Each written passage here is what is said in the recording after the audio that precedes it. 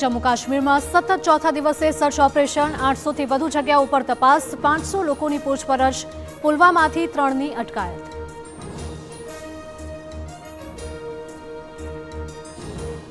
નુહમાંથી આતંકીઓએ ખરીદ્યો હતો મોતનો સામાન। દિલ્હી બ્લાસ્ટ કેસની તપાસમાં મોટો ખુલાસો થયો।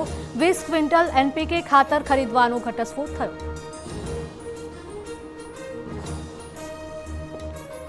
जम्मू काश्मीरનો દરેક વ્યક્તિ આતંકી નહીં, સીએમ ઉમર અબ્દુલ્લાનું નિવેદન। કહ્યું કે નિર્દોષ ફસાઈ ન જાય તેનું રાખો ધ્યાન।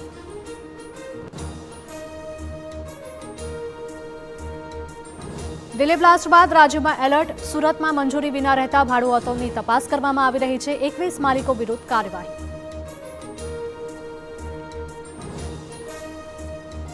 દ્વારકાના ઓખા નજીક કોસ્ટગાર્ડની જેટીનો મોટો હિસ્સો ધરાશાયી। ચાલુ કામે દુર્ઘટના સર્જાતા અફરાતફરી। પોલીસ અને નેવીની ટીમે 3 કામદારને બચાવ્યા।